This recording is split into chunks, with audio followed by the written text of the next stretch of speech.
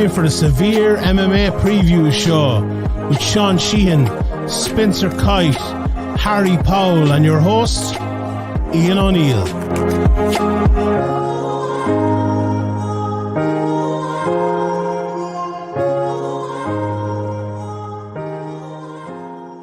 We are back for another one.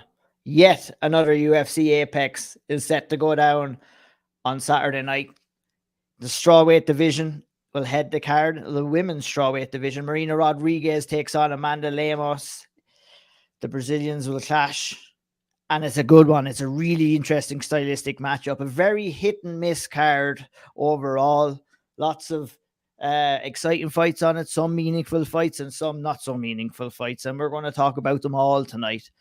You know, I was just talking to the lads before we went on. It was just my kind of lack of excitement for this card. I always try and find some reason to kind of get up and going, but I don't know whether it's the Cage Warriors effect, what it is this week, but I'm finding it real hard to get there. But we're going to work through it, and we're going to talk to the guys. I mean, any excuse I can get to speak with my good friends Harry Powell and Spencer Kite, who are joining me today as always. We'll get you excited. You could not be in nothing but a good mood about at least talking to you guys. I'm up and down about the fights, but that's what we're here for. We're going to talk it out. We're going to work it out, and we'll see.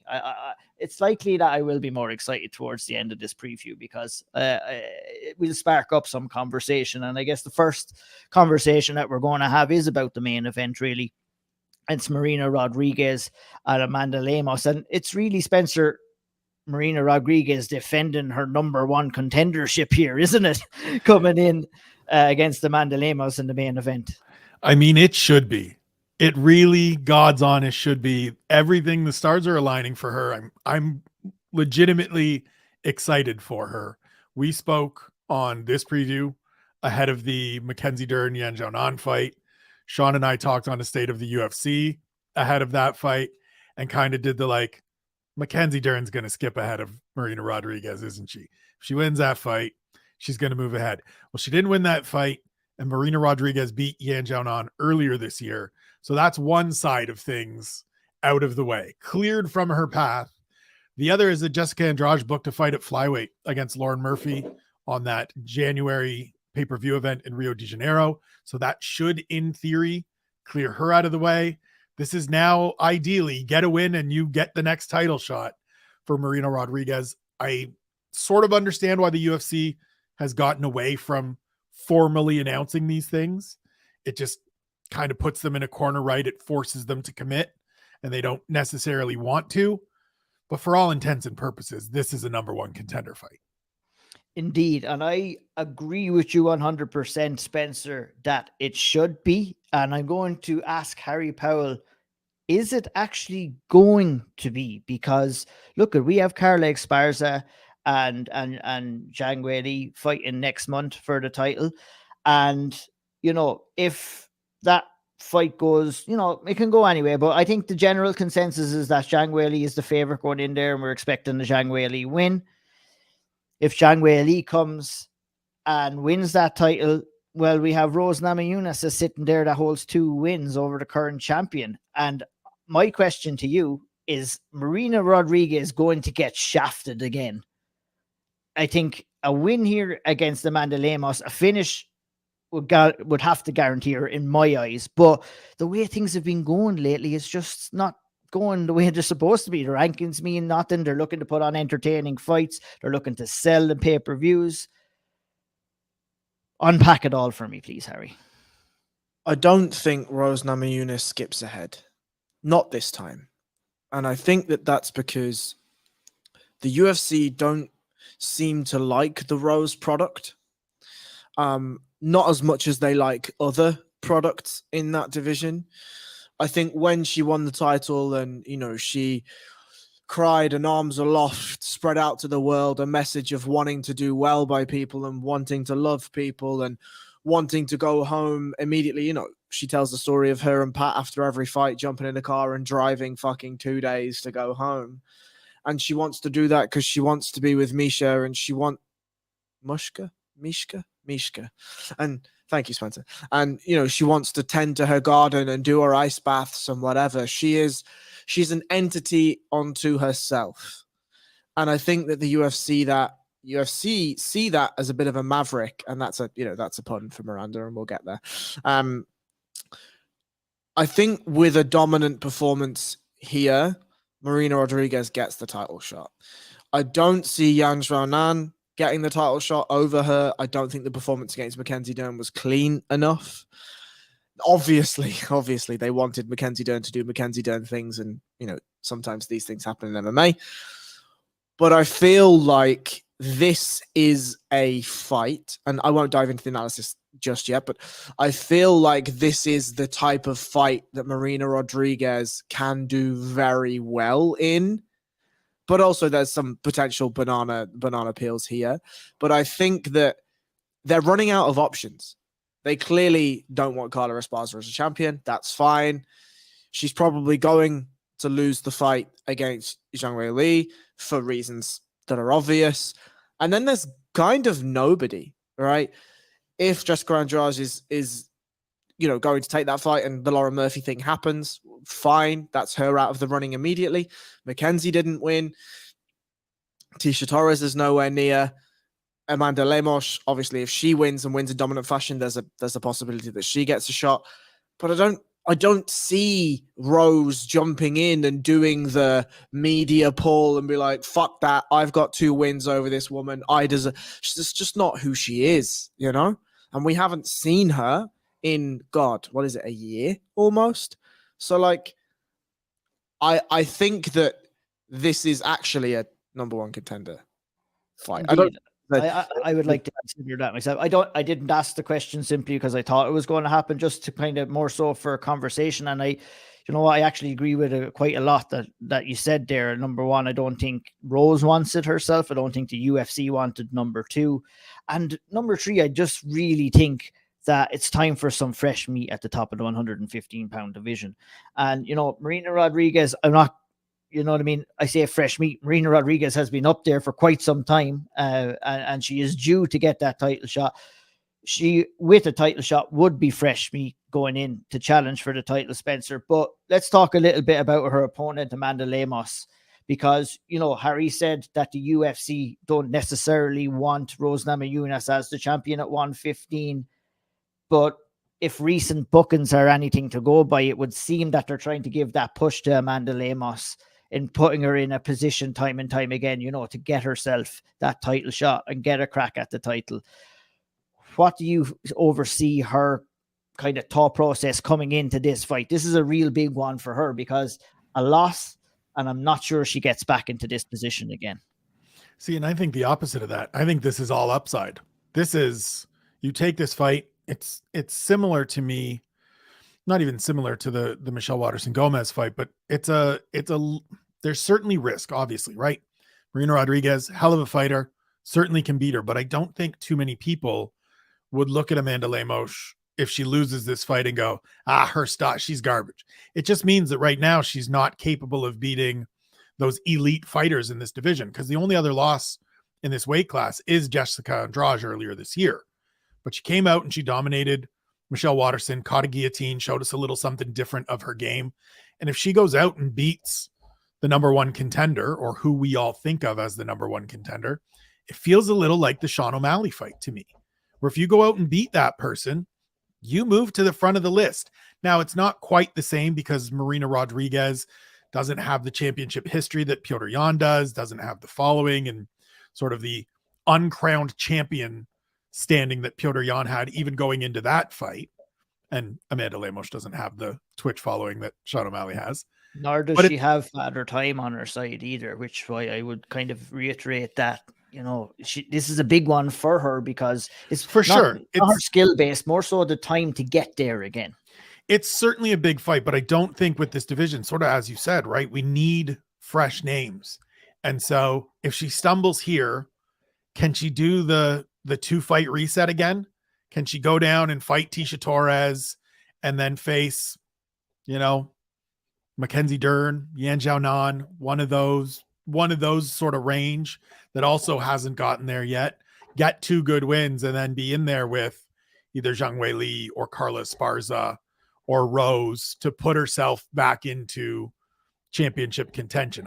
I don't think the road is that long, because everybody outside of about, I think she's number 7 in the division right now. Everybody beyond that is sort of samesies, and she's going to beat them. And she's beaten a couple of them already. She's beaten Angela Hill. She's beaten Michelle Waterson-Gomez. And so I just think she's not going to lose too much ground with a loss here, unless it's like gets trucked.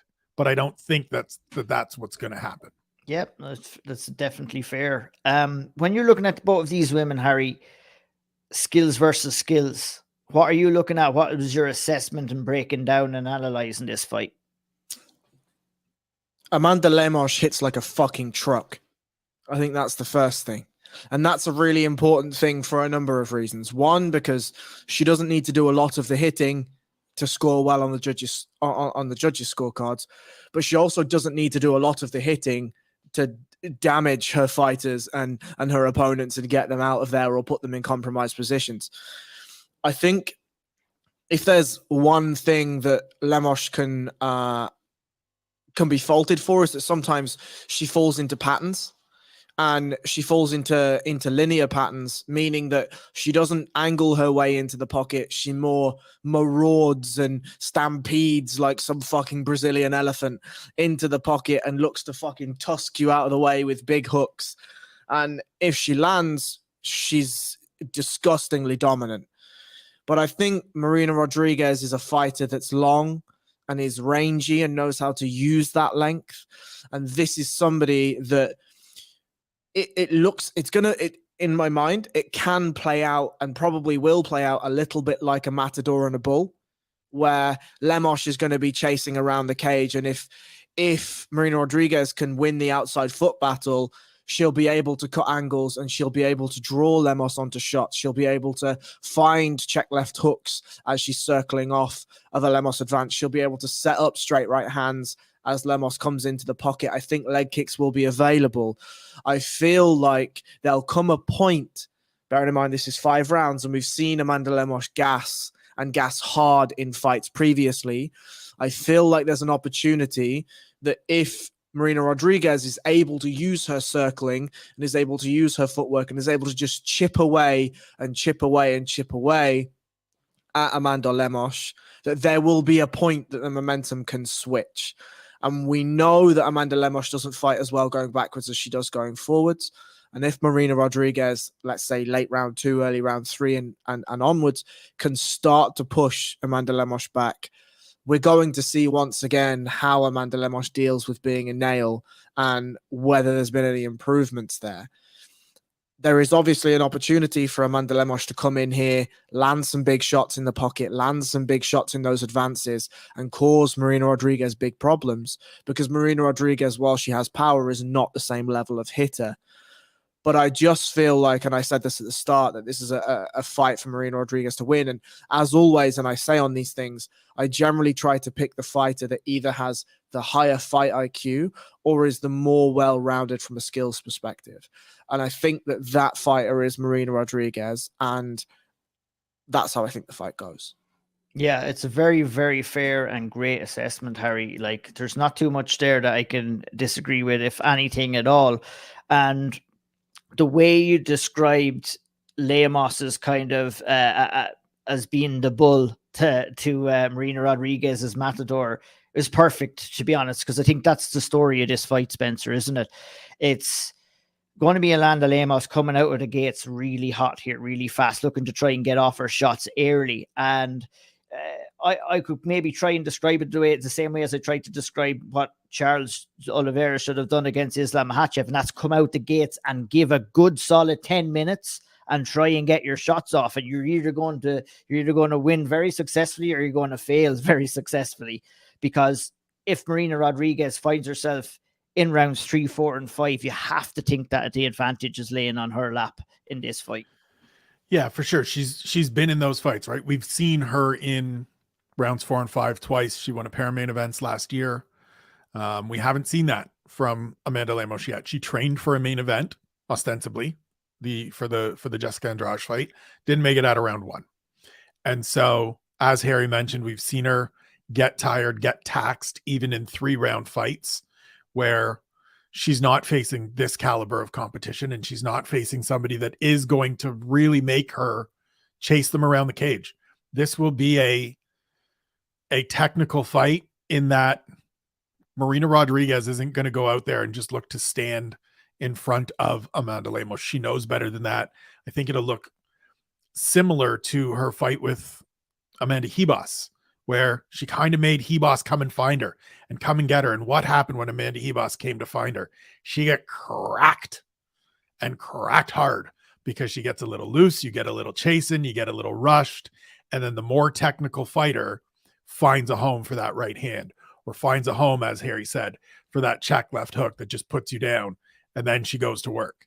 And if she doesn't, she's perfectly fine just hanging out on the outside for 5 rounds and chipping away, do a little bit of work in the clinch, land an elbow on the break, all these things that we haven't really seen from Amanda Lemos, right? The really big highlights for Amanda Lemos thus far. And look, not to take anything away from the Michelle Waterson win, which is a good win, jumping that guillotine, getting that finish. But the other ones are Montserrat Cornejo coming running at her, and she leaves her chin up in the air and gets popped.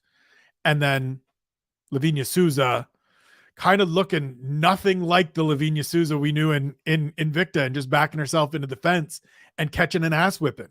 Marina Rodriguez isn't signing up for that. And so I agree with you that Lemos needs to come out fast, come out looking to get it done inside of kind of 2 rounds, maybe even inside of 8 minutes, and then see where we're at. And I think the biggest fear after that, Harry, like I said as well, is the gas tank of Lemos. So, she's kind of faced with a double-edged sword here, whereas the only route maybe for success for her is maybe moving forward and attacking, being on the front foot. And she could herself, Amanda Lemos could get Amanda Lemos if she walks forward onto a Marina Rodriguez punch as well. If you're a fighter like Amanda Lemos, and we see that these powerful, explosive, athletic, one-punch knockout power type of fighters, when you find yourself in a 5-round fight with a more technical fighter on paper, what can you do to ensure your gas tank stays? Or is there anything that you feel that Amanda Lemos can do? Because, like you said, that style is ingrained into her, and maybe she just knows nothing else. Spencer probably has a good idea of what I'm about to say, and that's employ Trevor Whitman to your corner. So I think Amanda Lemos, it's a little bit like athleticism and grappling, right? Athleticism and grappling is an amazing can of NOS in the back of your car in a 100-meter sprint, right? When things are going bad and you've missed a gear shift, you can be like, fuck. And you press the NOS and you scream past someone, and you're like, yeah, fuck you. And that's what athleticism is. That's very similar to what one-punch power can be in MMA. In that, if you look at Jessica Andrade, for instance, when she's fucking Goku'd up and she's looking for that big fucking swinger, and if somebody's just able to navigate those waters and have a little bit of a calmer head, those big punches don't land in the same fashion. Now, the thing for Lemos, I think, is you can hide that power. You can mask that power in variety. We can look for some leg kicks. We can maybe initiate some grappling, not even necessarily to really put on the grappling performances and really not necessarily get Marina Rodriguez to the ground, but just to offer something to change the range, something that Marina Rodriguez has to think about when she's circling off. And as Trevor Whitman said, one of the best pieces of cornering advice I have heard in all of my time watching MMA is just take 20% off the shots. Because Marina Rodriguez isn't going anywhere. And this absolutely could be where she storms across the cage and throws a big fucking cricket ball right hand, and we all go home, we've had a great night. But I feel like that is not a game plan that any elite level MMA fighter should be planning for. We should be looking to outsmart our opponents and continually plan for a 5-round fight, or even a second, third, 4th round finish, whatever it may be. So for Amanda Lemos, if I'm in her corner, first of all, she's made a horrendous mistake. But second of all, I think the advice is work toward your power shots. Take the power shot lands on the third or the fifth or the second strike of your combination. Because then Marina's got to deal with everything that's coming and then land. And if you can force Marina Rodriguez to bite on feints and to be moving in transition and in situ with shots that are coming, then your opportunities arise for Amanda Lemos. Can she do that? I think that's an entirely separate question, and we're not going to find out until Saturday night. But I think if you're looking to be somebody like Amanda Lemos over 5 rounds, we need to put that NOS all the way in the fucking boot, and we'll use it when we absolutely need it.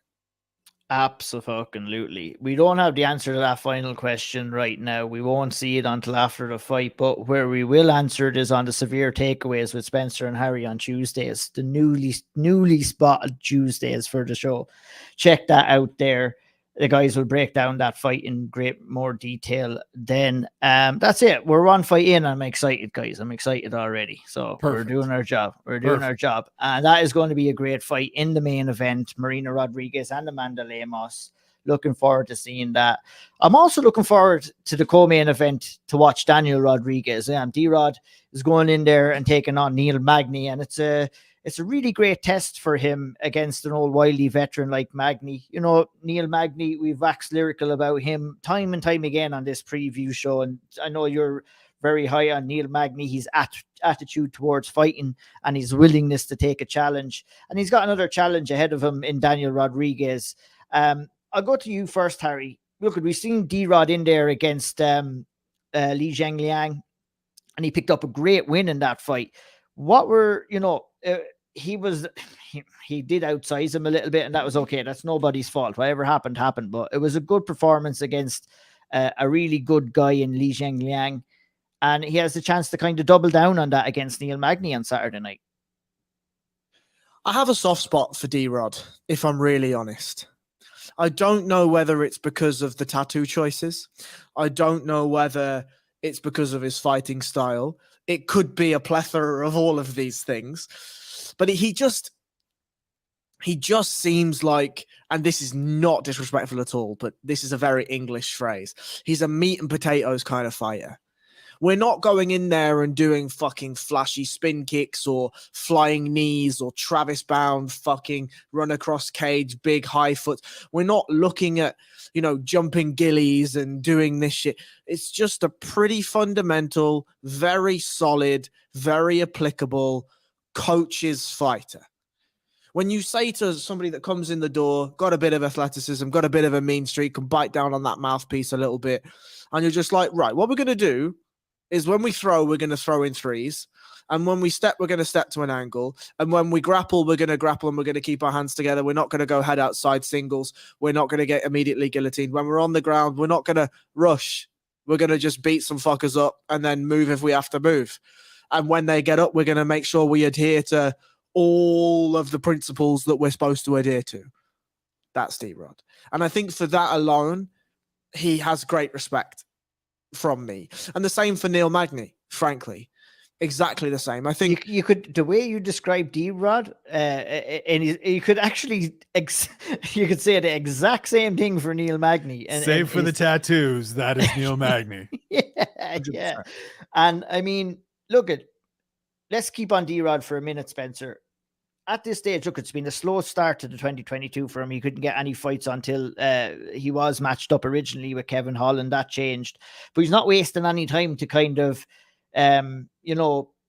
keep the momentum going, keep the talk going about him, because, he got a good bit of spotlight on that last card with all the, fight changes and everything that went on in UFC 279. He has a chance to come in here and get another good win over a name as well in the welterweight division. And, a win and a solid win over Neil Magny almost guarantees you a top 15, top 10 guy in his next fight. And I'm not going to stand in his way of getting that. I think he definitely deserves it if he goes out there and puts on a show against Neil Magny. Yeah, he kind of didn't really get a chance to capitalize on the win over Kevin Lee, right? He took that Kevin Lee fight on short notice, went out and beat Kevin Lee the same week that Kevin Lee was on the MMA Hour talking about, I'm a top 5 fighter in this division already.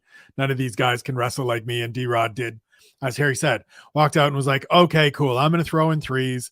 I'm not going to fuck around on the ground with this guy. I don't have to bother. I'm just going to keep it fundamentally sound and beat the shit out of this guy.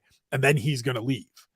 And D-Rod didn't get a chance to fight until, as you mentioned, this fight with Kevin Holland that became a fight with Li Jingliang. And so he's always been, prior to this, a guy that wants to fight 3-4 times a year and just roll over the momentum. And you kind of forget, because he is that meat and potatoes fighter, because he is just a fundamentally sound kind of basics guy, that he's 7-1 in the UFC. Like, he's got some good wins. He beat Kevin Lee, he beat Mike Perry, who everybody, at a point was very excited about. And so if he goes out and beats Neil Magny, who, as you said, I have a great deal of respect for, I know you guys do as well, for what he's done longevity wise, being in this division and in the top 15 for as long as he has, that's a great win. And it puts you, I think D-Rod's at 14 right now. That's going to move you into like probably just 13, because that's the way the rankings work. You take the other guy's spot, but then you're fighting Mike Chiesa. Then you're fighting, maybe you're the guy that faces Sean Brady when Sean Brady's ready to come back. And you go out and give it to me. Yeah. You go out and beat one of those guys. And look, you're probably the underdog in that, but he don't give a shit about that. That's not a thing that bothers him. Like, you would think that that's exactly what he's looking for at this stage 100%. in his career. And that's what he wants. And he deserves it. And, fair play for Neil Magny as well. This is a good matchup for him, considering he went in there with an absolute killer in his last fight in Shavkat Rakhmonov. I mean, the man does not turn down that fight. So I'm going to stick with you, Spencer, a guy who's been, speaking highly and rightly so of Neil Magny time and time again on this show. The Haitian sensation, he's one of the OGs. He's a guy who has an old school mentality. Anybody, anytime, anywhere, just sign me up. The guy, like D-Rod, just wants to fucking fight. As long as he's healthy, he'll get in there 4 times a year, 5 times a year. Like, this 2 and 3 a year thing, he's going crazy. I haven't talked to him before this fight, but like, we've talked in the past many, many times. And when it's not 4 fights a year, he starts getting a little itchy. Like, he wants to fight. He wants to stay active, and it's worked for him, right?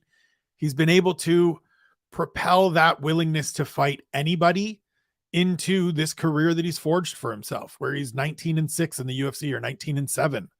Like, the last 5-6 years, just a fixture in the top 15. And so for a guy that doesn't have lights out power, like doesn't have knockout power at all, isn't a, deadly grappler on the ground. He's very good.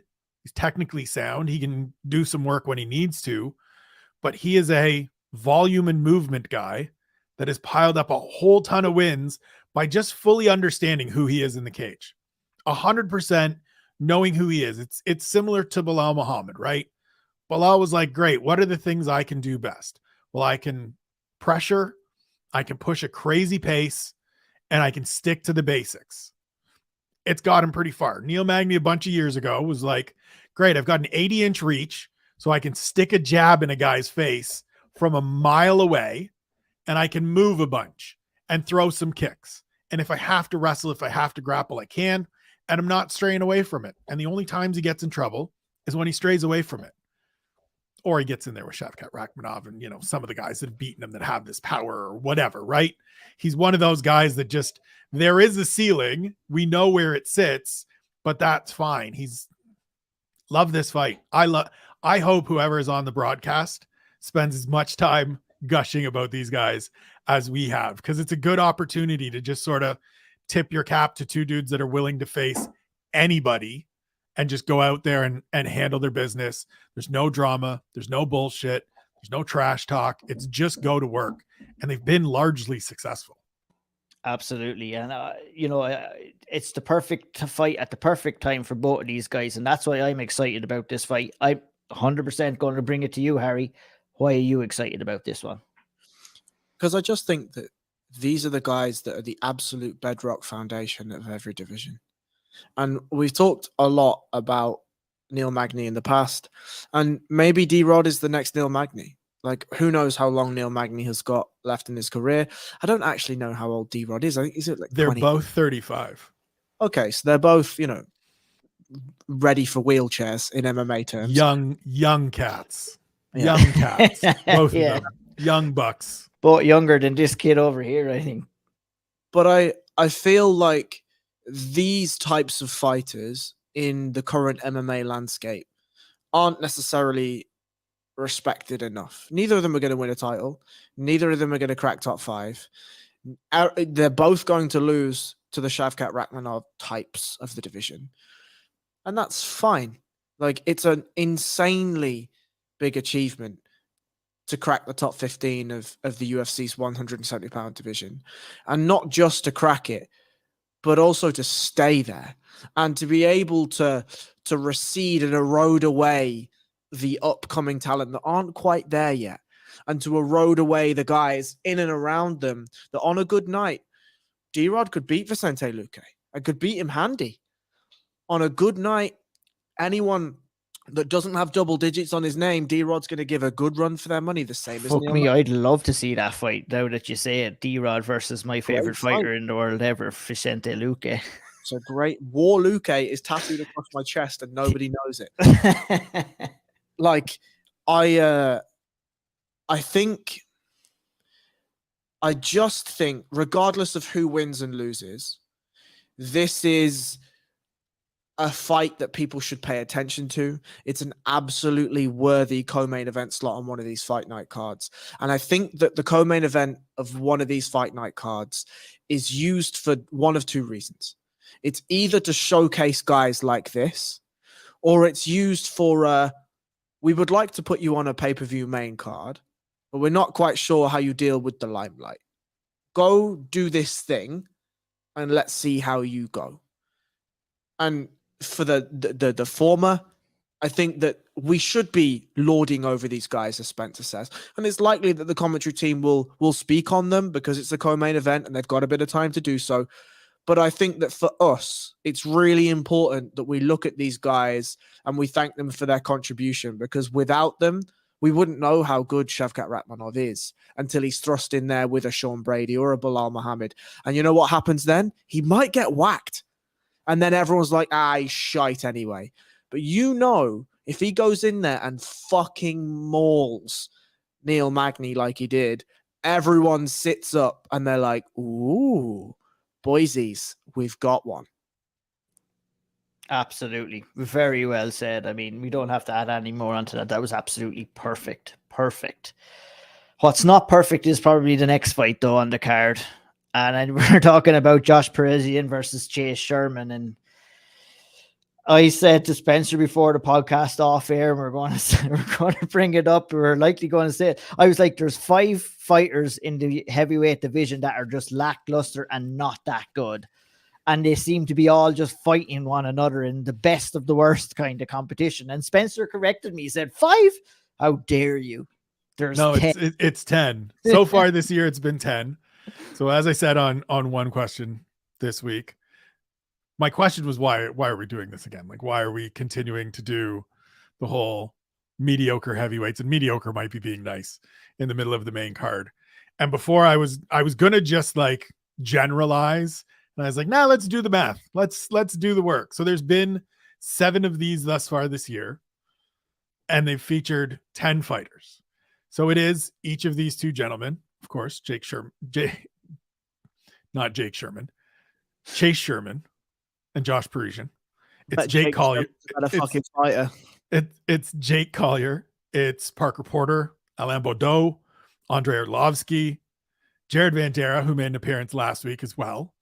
Rodrigo Nascimento and Tanner Boser have only shown up once each, but I have a feeling we'll see them very early next year. Into the pound for very pound early rankings. next year into this place.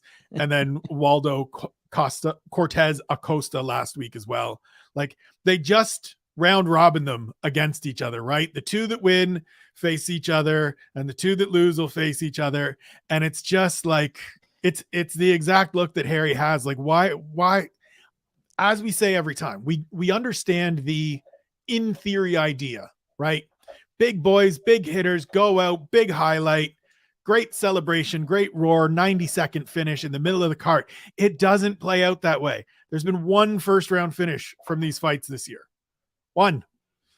There's only been 3 finishes out of the 7 fights.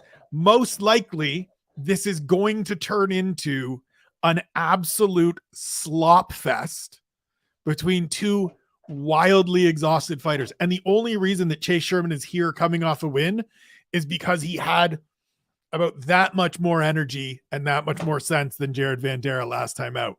My guy's 3-9 in the UFC, and he's getting a main card fight. What are we doing? You know what this is? This is spaghetti bolognese without the fucking spaghetti. Big fucking meaty men throwing meat is all it is in the middle of the main card. We need to just cut the Big E in there. Yeah. Yeah. Perfect. Yeah. Shouts to Big E. Get well soon, Big E. We know you like MMA. I am going to give it to Harry Powell here and just going to go. And we will do that. We'll do just that, Harry. From the big guys down to the small guys. And this is a fight that we don't have to bitch about at all. Tagir Ulanbekov versus Nate Maness, who will make his first appearance in the flyweight division. A really good prospect coming down from bantamweight that we've seen in there time and time again. Give me your thoughts on this fight, because I know you're really excited for it, as everybody should be. Screamer. Absolute screamer. Give me all of this. Give me all of this. Ulanbekov fought Tim Elliott, and I couldn't have had more fun if I'd have tried. It was somebody that was like, oh, you want to do scrambly things? Cool. Let's do scrambly things. And I mean, that's just a bag of fun. I'm not so sure that we're going to see as many scrambly things against Nate Maness, but with a 70-inch reach at flyweight, that's insane, right? And I think that gives Tagir Ulanbekov just a little bit of an X factor, right? Because we know he's got that Russian, Dagestani type wrestling, grappling. We know that he can scramble with the best of them. We know that he's got a bit of submissions if he needs them. He's got a bit of defensive work if he needs them. But we also know that he can hit you from fucking 70 inches away. And I think at flyweight, that's a real X factor. Now, Nate Maness, we've talked about Nate Maness for a long time and how good we know he is. The Luke Sanders win is good. The Johnny Munoz Jr. win is good. The Tony Gravely win. I mean, look, only good guys beat Tony Gravely, right? We saw one of the Basharat brothers go out and beat Tony Gravely, and everyone sits up and we're like, okay, big boy, let's see what you've got, right? No shame losing to Cousin Umar either in his last fight. Sure, look, these things do happen in MMA.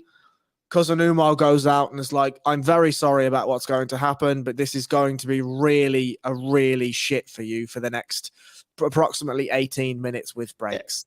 Made him move down a division, but how's it ever?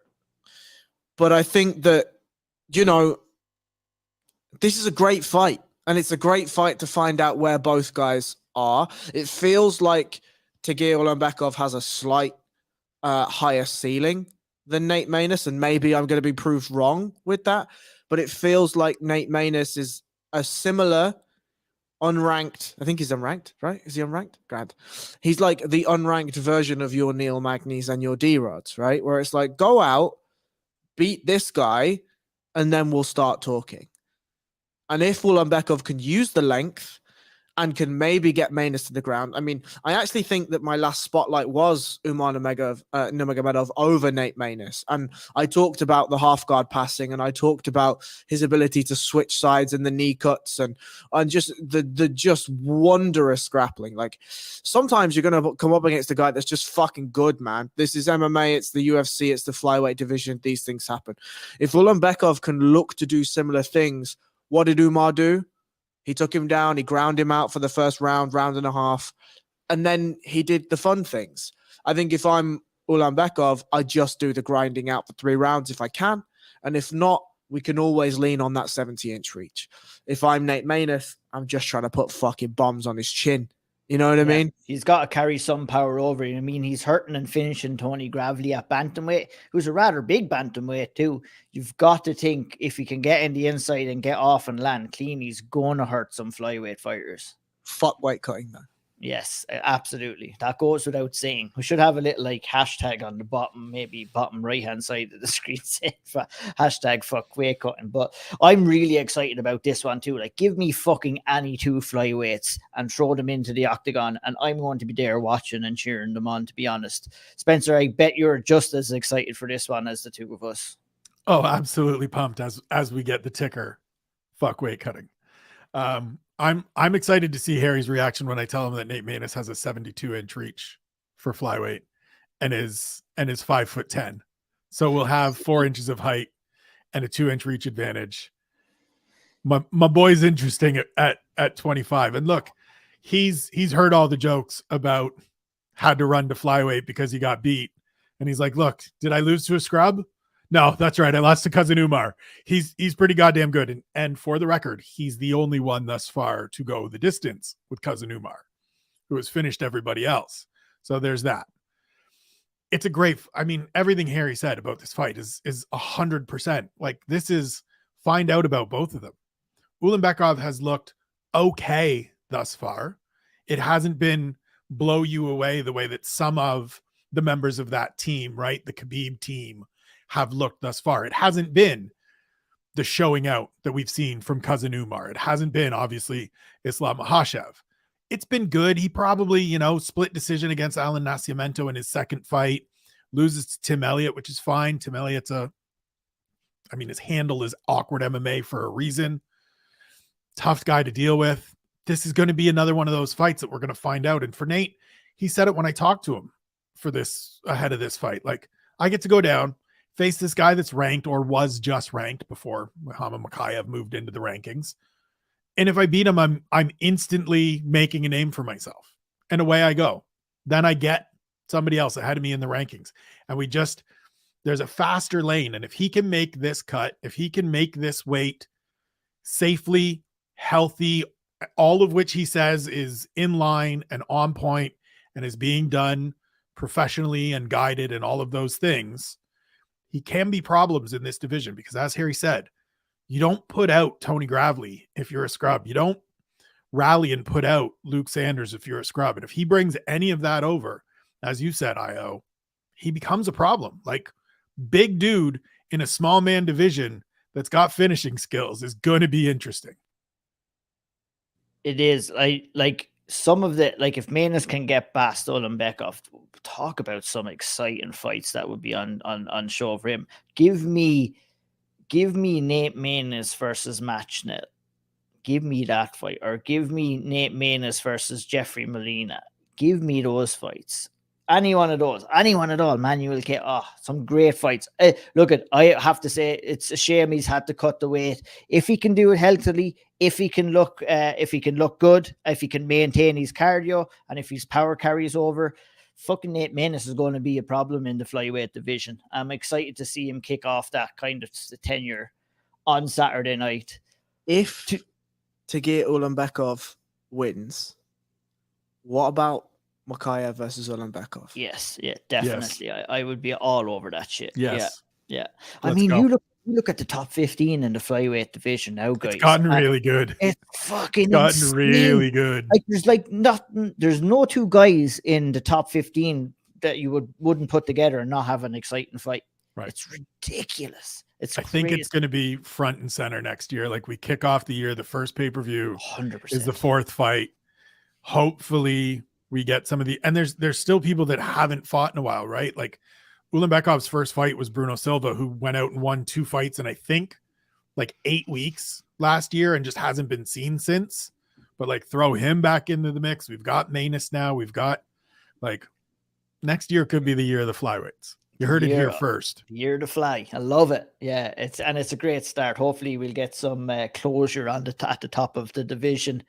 Talking about closure, we'll talk about opening, and we have Mark Madsen and Grant Dawson who will open up the main card on Saturday night. And this is a really exciting fight for me because I'm excited to see Mark Madsen go in there, see if he can show some improvements, number one, maintain his undefeated record, number two, and prove that he can go up against a guy like Grant Dawson and be competitive. Obviously, the fight that fell out here was that kind of grudge match between Drakkar Klose and Mark Madsen. Obviously, Drakkar had to pull out with knee injury. Grant Dawson got the call. He's stepped in at short notice here, Spencer. And it's a really good, interesting fight in the lightweight division to kick us off on the main card on Saturday night. Love this fight. Great fight. It's the exact fight that each of these guys need right now, right? Grant Dawson is unbeaten in the UFC, but it's been against up to sort of middle of the pack guys in this division. His last win was a 3rd round submission over Jared Gordon, which is a good win. Jared Gordon is a tough out, right? Had that draw with Ricky Glenn where he started really fast and Ricky came back again. Good, tough, hardened, experienced veterans. All right. Your grappling has carried you through. Well, here's an Olympic silver medalist that has 15 minutes in the tank and then some, and a wealth of experience. And oh, by the way, he moved his entire family to the United States ahead of this fight, actually after the last fight, and has been training at Fight Ready with Henry Cejudo and all of that crew, which is part of why Drakkar Klose wanted to fight Mark Madsen was the coaches as opposed to Mark himself. He was just sort of, he was just kind of the stationary guy that's there. Yeah. Yeah. He said that to me in my interview, which made it real spicy. I was like, oh, this is going to be tasty one, because I knew there was a little bit of aggravation going between gyms there. Yeah. But it seems that's after spilling over a little bit to Drakkar and Madsen as well. Oh, for sure. Madsen is, I mean, he drove to the hospital to meet Drakkar. He went through and like figured out where he was going to go and was very specific about where he wanted to be. And so when you make that kind of move to uplift not only your wife, who is dealing with multiple sclerosis, but your 2 children as well, and you bring them and say, this is where we're setting up. I mean, he probably doesn't have a Fight Ready tattoo on his person yet, but it's there. He is 100% a part of this team. So if that fight ever comes together again, it will be a blood feud. But like, this is also what he needs. Go out and beat a kid, right? Like, had the close fight with Clay Guida, had a good win over Vince Pichel. It was a very good performance, but Vince Pichel's 37, 38 years old, still relatively young overall in life. But in fight years, it's a little bit up there. And Mark's window is closing a little bit. He doesn't necessarily subscribe to that. He thinks you just, rebuild the house and make the window bigger. But this is proof to me that you can beat a 27, 28-year-old that's got comparable skills to you, that's got the same sort of ideas as you. And then we'll see where you're at. Indeed, we will. Indeed, we will. We're also going to see where Derek Minner and Shayalan Nurdambeke are at in the 145-pound division. Those 2 guys. You nailed that. I know. I was actually surprised myself, to be honest. But there you go. I think that's, an interesting fight between 2 experienced guys in the 145-pound division. We're tight for time. I'm not going to spend too much time on that. I'm going to go to you, Harry, a little bit later on to Jake Hadley, but I'm going to spin to you first, Spencer, for your fighter to watch for the week, and that's Miranda Maverick. She's going in there in the 125-pound division to take on Shanna Young. Why is she your fighter to watch this week? So first and foremost, it's because she's going to go out on Saturday and smash Shanna Young. Like, just feel like this is, when this fight was first booked for UFC 278, I literally was like, what are we doing here? Like, Miranda Maverick is already orders of magnitude better than this woman. She's already beaten her once. We don't need to do this again. Then asked Miranda Maverick about it, and she was like, I was trying to get other people. Like, you don't understand how many folks were like, why aren't you fighting a ranked fighter? Yeah, I tried. Nobody wanted to fight. Tried to get some short notice fights. Nobody wanted to accept. Shanna Young was the only person that raised her hand. So I said, fine, give me a fight. I just want to fight. Tick another one off the contract. Move me one step closer to a new deal. I'll go smash her, make a statement, and then away we go. Love it. Give me all of that confidence. So that's part of it. The other part is we've seen already through 2 fights, the developments, the improvements, the growth as a fighter from working with Elliot Marshall and Justin Houghton and the crew out in Denver, Colorado. I think she has all the athleticism, all the fundamental skills, all the foundational pieces to be a very good fighter. And oh, by the way, she's only 25. Like, there's still a bunch of time to keep growing. She is part of, and I said it in the piece, I think we have kind of a big four right now of flyweight prospects: Miranda Maverick, Casey O'Neill, Erin Blanchfield, Macy Barber. I likened them to sort of the four kings that came up in tennis together: Federer, Nadal, Djokovic, Andy Murray. Right now, Miranda Maverick's kind of Andy Murray, right? Where have a couple of wins and you're part of that group a little bit because same age-ish, but you're not quite on that tier. She's lost to two of the people in that group.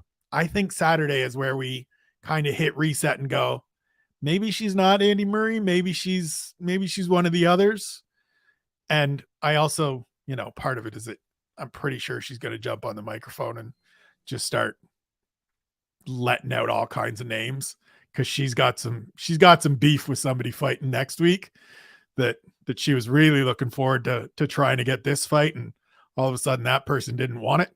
And so there'll be some words spoken if she gets a victory on Saturday. Ooh, spicy. I can't wait to tune in to find out. But, I think you explained that perfectly well. It was kind of a little bit of a prospects tournament that was going on. And obviously those losses against Macy Barber and Erin Blanchfield weren't ideal. She beat Macy Barber. Yeah, it was a very close fight, contentious fight. But, the loss against Blanchfield, no joke. Blanchfield is a solid prospect right now. But I'm glad to see this kind of trajectory. It's like a slow build, a slow rebuild again, because you don't want to be picking up too many losses that early in your career. And this is the perfect fight against Shanna Young.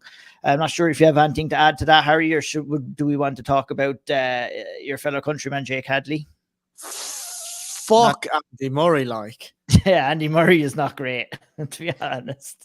I mean, look, 3 majors, 2 Wimbledon. He's a fucking Make-A-Wish Tim Henman, and he was shit. Oh, man. Make-A-Wish Tim Henman. Christ. Wow. Fucking shit. The arm is out. Hill, tell me a hill in Wimbledon they've named after Andy Murray. I'll fucking wait. Named an ice cream after it. Hey, listen, just because one fella's more well-liked doesn't mean he was better. Well, he wanted it. Them's not the facts. Andy Murray. I was trying to make a comparison. I'm going to tell you about Andy Murray, Spencer. Right? Andy Murray was British when he won all the Grand Slams, but he was Scottish whenever he lost. That's the way that man was covered over there, and he had plenty of wins and more losses. But look, sorry, Andy, I know you're a big fan and everything. Jesus. It's all love, man. It's all love. It's an absolute drive-by with Andy Murray catching strays on. Well, we just abused Andy Murray like Jake, just as bad, if not worse, than Jake Hadley abused the UFC staff before his UFC debut. And that's. Did we ever find out about, did we ever get the actual scoop about it? I just know Dana went out and aired it out a little bit. There was there were some problems backstage and people weren't. And Jake was like, what the fuck did I do? Seemingly he was being very abusive to the UFC staff on his weight cut and stuff like that. And sadly for Jake Hadley so far, Harry, that's been the biggest talking point of his UFC career. But, he's going in there against Carlos Candelero, short notice opponent. He's getting his fight. I'm excited to see him going in there. I do look at all jokes aside about the shit talk. He's a very, very talented fighter. Came onto our radar, obviously picked up some good wins on the regional scene in Cage Warriors. Good win against Mitch Raposo in the Contender Series. Didn't go his way against Alan Nascimento. Has the chance to rebound, get his first UFC win against Carlos Candelero on Saturday night. Harry, 2 questions. What went wrong against Nascimento, and what does he need to do to be successful against Candelero? I just think Nascimento is a better fighter. That's a huge step up in competition. A huge step up in competition. And, we talk about the grappling and the wrestling. But if you're going to try to grapple with a guy like Alan Nascimento, you have to be on your P's and Q's, and you have to be doing things in the right way. You have to be not engaging in a game that Nascimento can use against you, and you have to be so careful and take your chances when you get them. And I just think that Jake Hadley maybe went in not underestimating Nascimento at all, but riding that undefeated confidence and just thinking, sure, look, I've fought wrestlers in Cage Warriors and I've fucking lobbed lobbed him about the place, or as Shawnee would say, hooked him about the place, right? So, why is this going to be any different? This lad's just another lad that's, the same size as me. I'm going to do the same thing. And he found out that that's not the truth. And I think that this fight, to me, is going to show us a lot about who Jake Hadley is. And we say that every time an undefeated fighter loses, but specifically this one. It's my favorite portion of a fighter's career is when they've lost their a long undefeated record. They've lost that. What are we going to see? Because it's the first time they've ever had to deal with the consequences of losing a fight in professional. They think that they've been doing everything right, and then it all comes crumbling down. He's had his chance to go in there and correct those wrongs. And that's why I'm always excited to see a fighter coming in there off an undefeated streak on his first loss. And I think you're going to reiterate that point right now. Damn right. I mean, I think we saw after the Contender Series weight miss the first time that he thought the dream was gone, right? And then he wins the Fighting Contender Series and he gets the contract. And then he posted something to his Twitter. And it was a video of him at, 10, 11 years old. And he was saying then to his mother on a birthday, and she gave him a gift or whatever. And was like, what's your wish? And he's like, to be in the UFC, to be a UFC champion. And those candid moments, I think, show you an insight to the fiber and the soul of Jake Hadley. And I know that all the fighters that are in the UFC probably had a dream at some point, but to share it publicly is a different thing, especially when he has this image of, they call him the white gorilla or whatever that is. And it's the macho image. It's the, I'm from Birmingham and I've got the accent and I'll call you a cunt. And, I might allegedly abuse some UFC staff on a weight cut, allegedly. And, it's definitely the tough guy stereotype MMA image, but to drop that guard because he achieved something that was so dear to his heart is a very interesting psychological standpoint. He comes in here now with a very, very interesting psychological standpoint. He's just realized that he's not the best fighter in the world. He's just realized that he can be beaten and that bad things can happen inside that cage. So what happens now? I don't know too much about Carlos Candelario. I know that he lost to Tatsuro Tiara, and these things happen in MMA. And there's a split decision on Dana White Contender Series. I don't have a vast amount of tape on him, but for Jake Hadley, I think you go in and you try to play the A game and you try to sharpen the skills that we had against Alan Nascimento. We're not fucking around in there. We're not putting a show on. We're not talking to the crowd. We're not fucking talking to Dana White. We're not trying to do Muhammad Mokaev flying kicks. We're going in and we're absolutely trucking this dude if we can. Absolutely. That's how you announce yourself in the UFC. Indeed. I think that's essential for Jake Hadley here. He's got to make us all take notice again. And he has every ability to do it. I, like yourself, not too familiar with Carlos Candelario. Spencer, what is your assessment of Carlos as a fighter, and what problems may he possess or give to Jake Hadley on Saturday night? I mean, he's a tough veteran guy from sort of the New England scene, right? I think he's from Rhode Island or up there in Maine, something like that. He's just been around for a bit. He gave, as Harry said, Tatsuro Taira a tough fight in his debut, right? There were moments where Taira had to really work and really readjust. The fight on Contender Series against Victor Altamirano was a close fight. Candelario is the first guy and the only guy thus far to get a contract, even though he lost, because everybody thought he won the fight and it was just such a close competitive fight. He's just a good veteran hand. Like, he's just a tough regional guy that's going to come out there and look to beat Jake Hadley, right? Look to be one of those guys that says, I don't get what all the hype is about with this kid. He thinks he's a world beater. I can beat kids like this.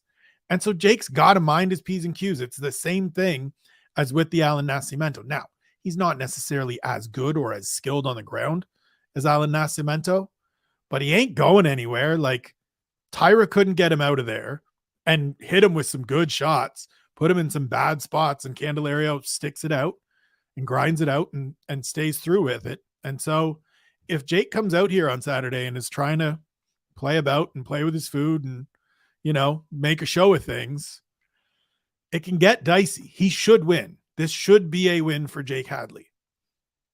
But you can't, like, this level, you can't, there's no time for any of the extras. Can't You're rest not on your ever, laurels. You can't yeah, do you're it. not ever so good. Like, for Jake Hadley, you are not so good that you can go and play with these dudes.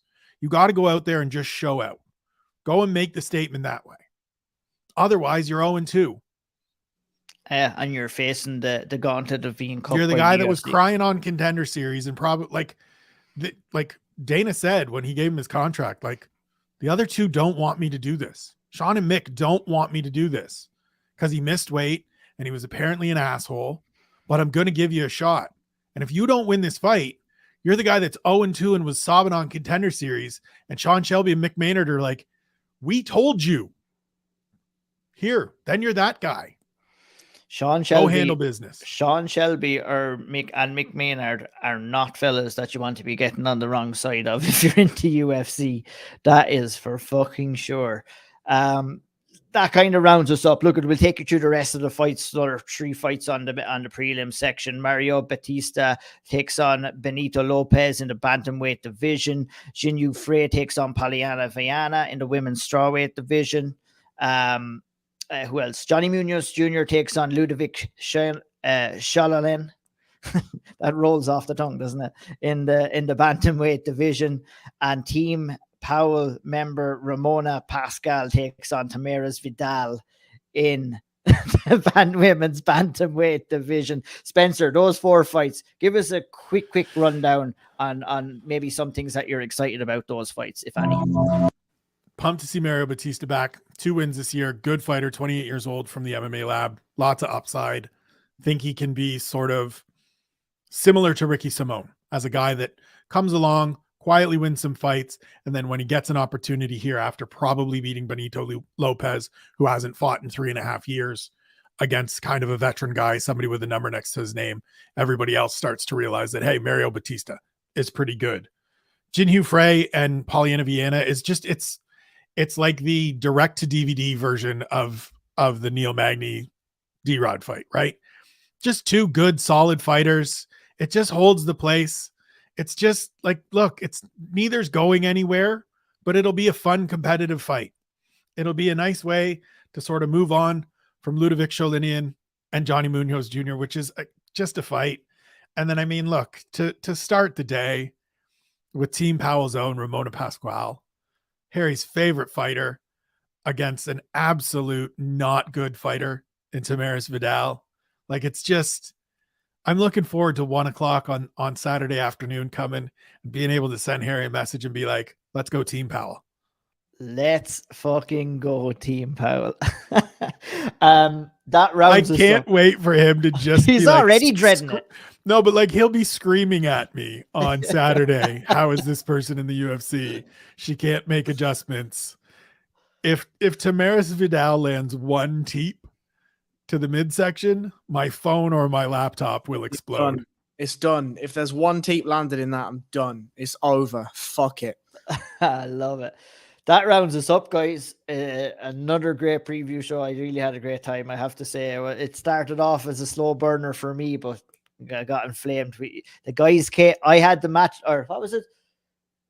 Forget about it. It doesn't really matter. Harry, you were being on fire this podcast. I'm going to give you a couple of final words. Final thoughts on this card overall. As it seems to be with all these UFC fight night cards, that there's a couple of absolute bangers, a couple of fights where we care about them and that they mean something to us, and they may not be divisionally relevant in terms of movers and shakers at the upper echelons, but they're fights that are going to be fun, and they're skillful, and they're high level, and they're interesting, and they hold personalities that we're akin to and that we care about. And then there's just fucking steaming piles of garbage, and I think at this point I'm not even complaining about it, right? I'm just stating a fact. We mentioned, and we did the Cage Warriors preview show for 145 with Paul Hughes and Jordan Vucenic. That's an amazing fight, a brilliant fight. You could A fight, as I- a fight that could probably find its way almost anywhere on this UFC card, if you ask me. Right. And this is my point. If you picked up the Cage Warriors cage and you dropped the UFC octagon on top of it and you swapped their shorts because, you know, fucking Reebok, it wouldn't look out of place in any way, shape, or form. I think the storylines are richer than any of the storylines going into this UFC Vegas 6,300,000 card. I think, other than maybe Amanda Lemos and Marina Rodriguez. But if I saw Paul Hughes versus Jordan Vucenic at co-main event, I wouldn't be batting an eyelid. Would not be batting an eyelid. And that to me speaks volumes at some of the weakness of these UFC Fight Night cards. And again, I'm not complaining because I know that I'm just screaming into the ether and these are just words and nothing's going to change. And I accept that. But I think it's poignant to highlight to people that the UFC as a product is getting weaker.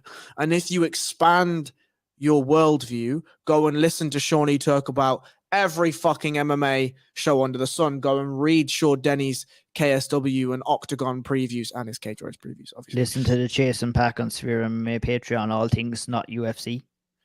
You're going to find out that there are other worlds with supremely interesting fights that are worth your time that don't necessarily have those 3-letter brandings on them.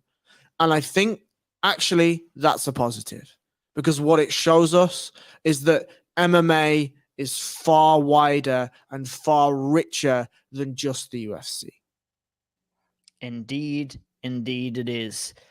Something else that's very rich, and you don't need to be rich to sign up to it, is the SevereMMA Patreon. Head on up there, scan that barcode. Look at, we don't talk about it enough how much it means for the support from everybody here. We'll come on here, we'll talk about fights, but it's not just a simple thing of coming on and talking. There's preparation that goes into this show and all the other shows that Spencer does, that Harry does, that Sean does.